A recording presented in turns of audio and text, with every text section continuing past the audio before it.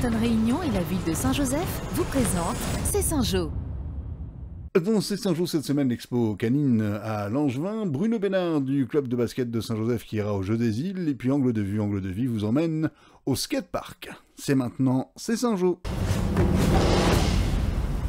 Un week-end dédié aux chiens à Langevin, une première avec près de 1000 chiens présentés sur 2 jours, parmi eux ces impressionnants patous. Les chiens qu'on a, c'est les chiens de montagne des Pyrénées, c'est des chiens de protection de troupeaux.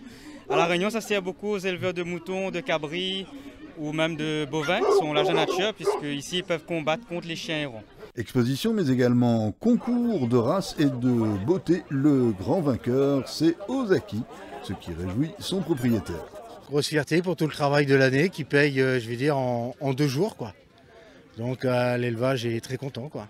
Monsieur le maire s'est attardé longuement sur le site. Nous l'avons retrouvé à l'heure des remerciements. Je vais là-dessus remercier vraiment Yannick Torrezo qui a été la cheville ouvrière et qui est un sponsor et qui a été le sponsor officiel et qui surtout a mis tout son cœur, toute sa persuasion avec d'autres personnes pour pouvoir nous permettre de réaliser cela. Et je suis vraiment très fier, très heureux. Une nouvelle manifestation qui pourrait bien revenir à Saint-Joseph l'an prochain. En tout cas, organisateurs, participants, sans oublier les visiteurs, sont de cet avis. Le Saint-Joseph Basket Club est heureux d'annoncer qu'un des siens sera au Jeu des Îles. Bruno Bénard intègre la sélection 3-3. Moi j'ai pris la nouvelle, ça m'a fait vachement plaisir, j'étais chez moi, j'ai reçu la notice et on m'a donné l'équipe. Le basket 3-3 par rapport au 5-5, c'est que c'est beaucoup plus spectaculaire, les contacts sont beaucoup moins sifflés. C'est tout nouveau le jeu 3-3 au Jeu des Îles, donc ça va être très intéressant, ça va changer beaucoup d'aspects de jeu, donc non, ça devrait bien se passer.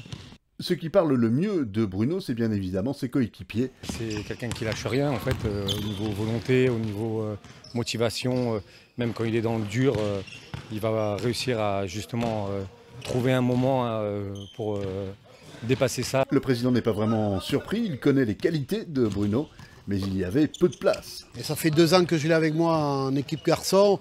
Je l'ai poussé, j'ai fait de tout, j'étais dur avec lui, très dur. Mais bon, voilà, le résultat, parce qu'à côté, il fait un gros bosseur, très très gros bosseur. Et là, on est content parce qu'il le mérite vraiment. Bon tournoi, Bruno, et dès à présent, Saint-Joseph et son club peuvent être fiers de ta sélection.